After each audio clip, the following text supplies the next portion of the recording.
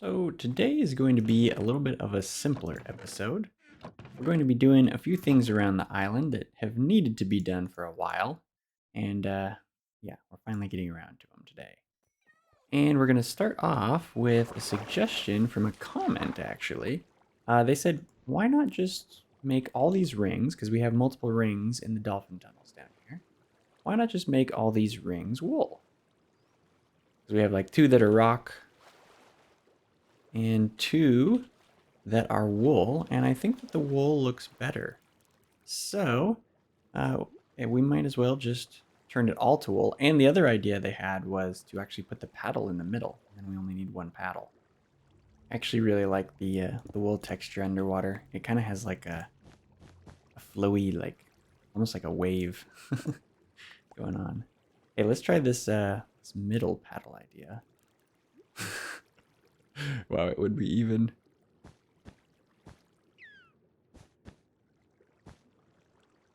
So if we just get a running start here, and that's pretty easy. And the other way, also pretty easy. And then we just need one paddle. The real question is, how easy is it to swim past, I suppose? Yeah, if we shrink it down, it's pretty easy to swim past too. Yeah, so we could just have like a splitter that cuts it in half, and then we can access the tunnel from either side. And the comment's too long to post a picture of, but that was from Alexis Lenferna. Oh, I'm out of wool already. Time to go get some more. I do like that middle paddle idea. That's pretty good. Gonna have to go get some wool from the sheep farm. Ooh. Actually have a couple of the colors. No more white though, so we're gonna have to farm that up. You know, now that I'm thinking about it, I don't know if I've ever explained how this sheep farm works. It's kind of an interesting design. It's like, what is these dirt blocks doing here? But dirt can actually spread down 2 blocks and to the side. So even if the sheep were to eat up all the dirt blocks, which they need grass to be able to grow the wool, even if they were to eat it all up, it would still be able to spread because they can't actually reach these. And because there's light, then it's able to spread normally. Grass can only spread at light level of something. Some light level that exists. Actually, being in the nether reminds me we should go put a roof on the pig farm when we're done with this. The zombified piglin farm, I mean.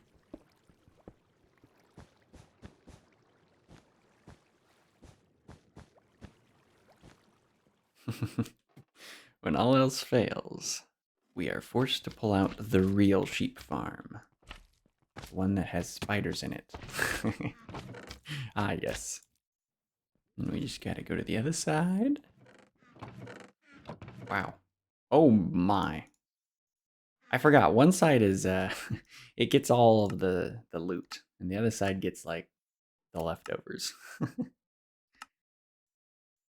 Ah, here we go. Black dye. Black wool. Oh yeah, this will easily finish it off. And there. Now we got all of our paddles with a middle paddle and wool. Nice. So let's have a little peek at the piglin farm to see how much tinted glass we need. Looks like just the roof pretty much, and then maybe like a chimney for that, the turtle egg. 15, 20, 21. Okay, so that's a 21 by 21. Which would be 441 blocks, which would be about 7 stacks. No, I did not do that in my head. That was on a calculator. And we have... Ooh, 26 tinted glass. Nice. We're going to need to make some. Oh, there was wool in there. Oh, wait, we do get 2. Oh, yeah. Yeah. Okay, we need to go to an amethyst farm, which would be this away. Yep. I leave blocks, like trail markers. Aha, here we are. I think I showed this one episode, but it was only very briefly. We have an amethyst farm here. And I usually just pull out my fortune pick, because fortune does work on amethyst. And then just mine the really big crystals. Look at that, 12 amethyst shards, so shouldn't be too bad. As much of a bummer as it is that you can't like farm this, I kind of like it too, because it's just different. Everything else, you know, you can farm resources up when you find it, but this stuff you gotta just do it manually. There's no other way. And it kind of makes sense because it's like gems, so they're like more delicate maybe. All right, I believe this should be enough. Oh yeah. So now we gotta craft it with glass. Oh. Inventory is a little bit full. And should be able to get about what we were looking for. 3. Yeah, so like 6.5. Perfect. Might as well fill it up with the glass that we have here. Excellent. And we'll put away the amethyst shards for future use, because I'm sure we'll need them later. Okay. Now, we just gotta put the tinted glass on top and actually finish up the piglin farm. And we're intentionally spacing it 3 blocks up so that ghast can't spawn in there. But there's still a little bit of like space for them to see the turtle egg, because they really like smashing turtle eggs apparently. So they have to be able to see it to be able to fall into the pit of doom. So we just got to finish up the floor, and then we'll do the chimney here. This little area up top is so that they detect that there's 2 blocks above the turtle egg, so they think they can get up there and stomp on it. So we got to make sure that we keep that area open. And then I'm just going to put some glass on top, because technically the tinted glass is, I think it's like, it counts as an opaque block. So mobs can spawn on it, whereas the regular glass is transparent. So the game's like, oh no, they'll fall right through this. Or the glass won't be strong enough to hold them or something. So, and that way I'll be able to see into the farm and be like, oh, you know, is there pigs spawning in there or no?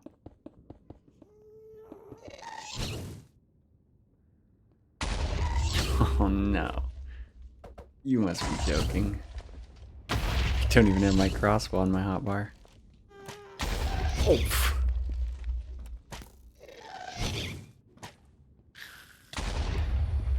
Wow. He did some damage. Oh, even hit the tinted glass underneath. Can you believe it? Ooh, I almost forgot. We can cross something off. The roof on top of Piglin Farm? Check. And the wool rings and the paddles, as per the comment? Checkerino. I almost didn't see that hole. Now it's a real check. There we go. We'll just see if everything is running the way it's supposed to. And there's a wither skip. Wow, we got a skull. That's crazy. Oh yeah. Aha. Look at that. Piglin Farm doing great. Ooh, look at all that gold. Haven't been collecting it, I guess. 40 ingots. Nice. The next one's kind of an interesting one. We're going to need a lot of paper for it. That's why we're farming up the sugarcane.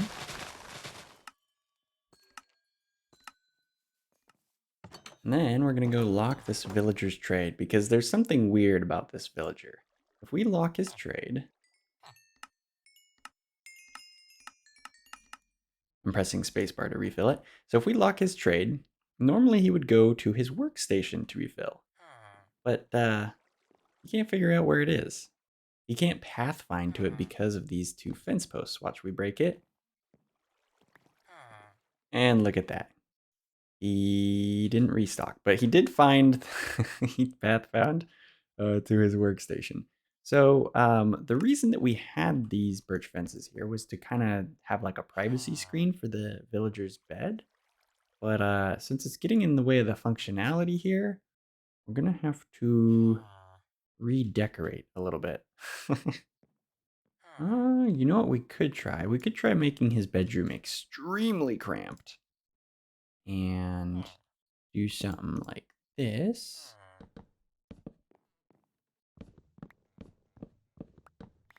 Now he has a privacy screen. This is a terrible bedroom. It's like a closet. We try maybe putting the fence posts on top. That feels way more exposed though. Maybe just on the ends? Oh, he likes it. We could do something like that. It's not terrible. It's not the best privacy screen. And we can move the workstation after. Oh. Guess we got some phantoms. It does look a little crammed. Dude, how many phantoms are there? It's like 4 or 5. Haha. Can get him on one dive. If you can get the second hit. Okay, so he's locked right now. He has a path to his bed and to his workstation currently.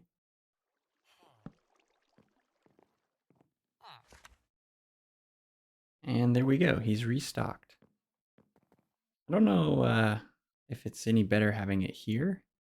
Because then he kind of like looks out the window when he works, which might be kind of cool. Yeah, having him like be in this little window. We might want it in the corner actually so he is easier to see. Maybe something like that. Let's just lock his trade again. Yeah, I like how visible he is when he's working. Because before they wouldn't even go to their workstation because they couldn't pathfind to it. Actually, where is it? It's over here. There's a bunch of those houses because we made I don't know, copy paste houses kind of. And this is the like main one. So we should adjust this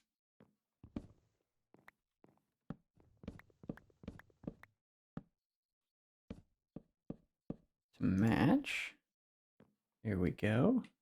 And then since this is command block survival, just go ahead and save it. Perfect. Nice thing about the way that we've changed it means we don't have to change the requirements, like the building requirements of these little copy paste houses. Yeah, look how he like immediately refilled as soon as we removed the wall. But yeah, it uses all the same blocks because I have like a list. This is the list. It has requirements of like all the blocks used to make the house, and then this is the like I don't know the paper version of it, and then this is. I don't understand why there is a shulker box there. Maybe it was to consolidate space, but this is all the requirements for the 4 villager small houses that we made, so that way we could place them with the structure blocks. To be fair. This cartographer is actually new. I just locked him, or not locked him, but set up his trades today because the other one got turned into a witch.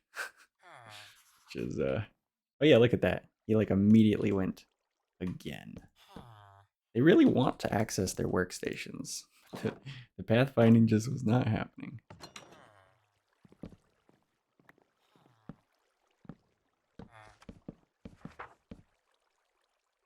This last house is a little bit awkward. There's 3 roommates, and they're all too poor to afford enough beds and workstations for all of them. I think I have like a few different good villagers, and yeah, we got efficiency 5, fortune 3, and I think the other guy, oh yeah, he has infinity. What I would like to do now is clean out this area. It was basically a giant experiment for making custom trees. So these were all grown with real like saplings and stuff, so I think we can reasonably keep the blocks. Even though the tree shape is different than the default. And I had to use bone meal to grow them as well, so not a problem. They're kind of in the way here. And they've been in the way for a long time. It's been quite a while since I've messed around with this. So I think it's time that we clear it out. Oh yeah. I think I was testing how seeds worked and stuff. Actually should silk touch these jungle leaves. I use them quite a lot. You know, I wonder whether these leaves will count as player placed or generated. Because in the original like base structure, I did place them, of course, because this is custom and so I, designed it or whatever. As derpy as it may look, I did actually I tried to design it anyway. So they were hand placed. They may not despawn. I'm not sure. Oh yeah, this is when this was before you could use structure blocks like from a command. So I had to use like redstone, and I would like place a redstone block next to the structure block, and that would actually like trigger it. And I tried to do it in such a way that the tree would overwrite both the structure block and the redstone block, so they weren't just like hanging around kind of awkwardly. This is a very interesting tree shape. Oh, there's just a cave here with zombies in it. Wow, that's kind of crazy. I think we could reasonably leave this tree.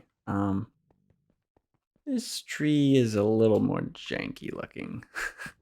There's an integrity setting, and depending on how high the integrity is, it will change how many blocks it keeps. So it can make it look like more ruined, or in my case, I was trying to make the trees have like a little bit of natural variety. But that one just ended up looking pretty janky. These leaves are not despawning, so they must count as player placed. This is a perfect chance to use. I have a netherite hoe with efficiency 5 on it. I never get to use it really, except for like the jungle thingies. Oh, I should break this while I'm up here. Not the jungle thingies, the nether trees. Oh yeah, this is a lot faster. Okay, this area looks a lot cleaner. I should maybe go get some bone meal and patch some of that up. But I figure while I'm here, we actually might as well fix those leaves. Oh yeah, you can see persistent true. So I need to just change them all to be persistent false, which should be as simple as this. So any of them that have persistent true, aka they were placed by me, I'm setting them to be persistent false in about a 10-ish block area. Ah, yes. So that should have only replaced the spruce leaves. So these are all persistent false now. Excellent. Then we just gotta save this. Boom. And now any of those trees that we make in the future will be regular trees where the leaves actually despawn. Because we didn't use the spruce sapling or bone meal or anything, we're just gonna delete this with creative mode so that we don't get any drops. And so now we can remove the custom tree block. I don't have dirt though. This is what I do when I'm missing like one dirt. I just take it from an edge and then flop it over. Fix villager houses, can't access workstations and bed at the same time. That is solved. I'm pretty sure the structure trees isn't even anywhere on our to-do list, so it needed done. And we'll just get a little bit of bone meal to spruce the area up a bit. Ooh. Oh, we should move these command blocks as well down to the command block area. It's been a while since we've been down here, actually. There's quite a few contraptions in here. Yeah, I have them named like mobile TNT cannon, time watch. Oh man, the time watch. That one's a crazy one. Oh yeah, the boss that we made. This is Pokemobs, although I think I have it running in the data pack now. Yeah, the firework crossbow. iron golem for no reason.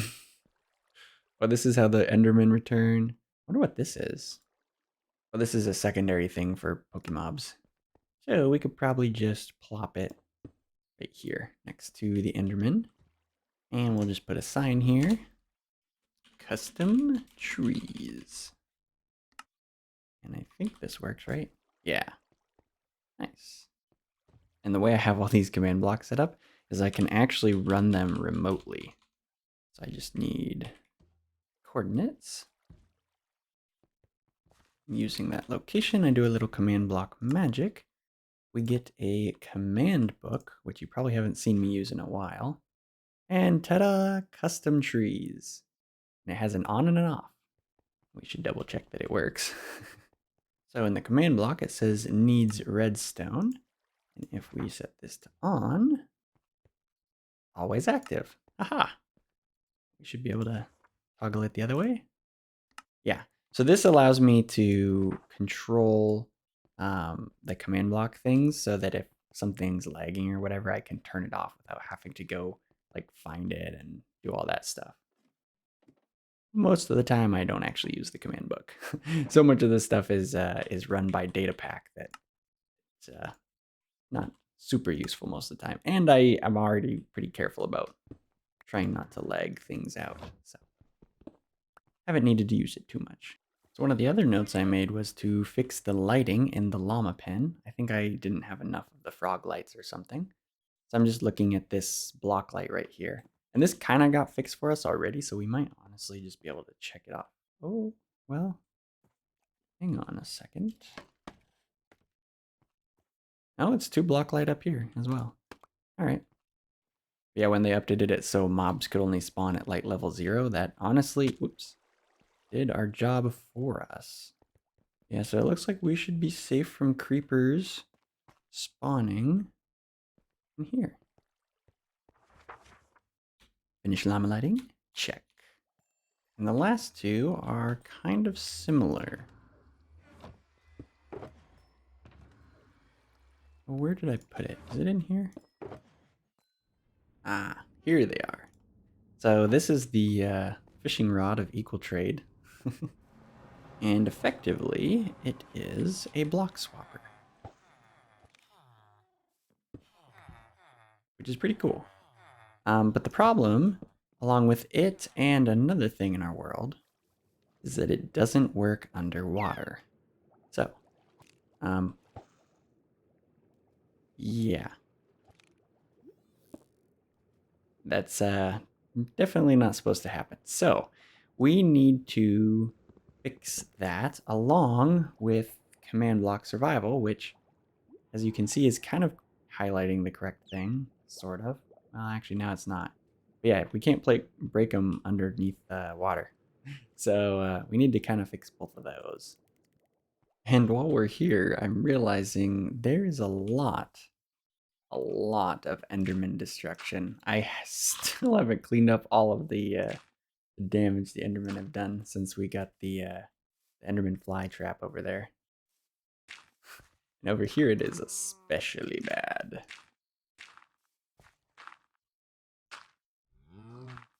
And there's a creeper hole that I haven't filled up, apparently. Oh my goodness, it's even crazier back here. Oh, I didn't even look over there. Oh my goodness. Okay, so I'll do a little more of that in a second. But one thing I want to test is the thing that will help the fishing rod to work. So, yeah, so I made this thing called Talon empty blocks. And before, it would not have said hi if we run this, but now it should. And that's not promising. Aha! It has targeted the sand underneath the water, so if we raise it up 1 block, aha! Perfect. So it's now detecting this as an empty block, which means that the fishing rod will be able to cast through it. So, having updated that and hit reload, we should be able to do it underwater now. Oh yeah, it didn't connect to any water. Excellent, excellent. Yes. Okay. Oh, what? That gives me stone? Well, that's kind of awkward. Nice. All right, that has needed to be fixed for a while. There's some equal trading that I want to do with some underwater blocks. Okay, fix the last spot. Cool. So this mountain's been cleaned up, and that mountain has been cleaned up of the Enderman nonsense. And now that we know that the fishing rod works, we just have to apply the same logic to the command blocks. Okay, and now having applied that logic to the command block survival data pack, if we reload, look at that. Oh, it's beautiful. Oh, that's how it should be working. That's how it should have been working from the beginning. I don't even know how I overlooked that. But it's fixed now, and we can check it off the list. Or cross it off the list. Check it as being done. There we go. Either way, it's done, and I think that the episode is also going to be done. So I hope you guys enjoyed this simpler episode, just going around and fixing things, and I hope you enjoyed getting to see parts of the base that you don't usually get to. And that's going to be it from me. So I'll catch you in the next one. Later, later.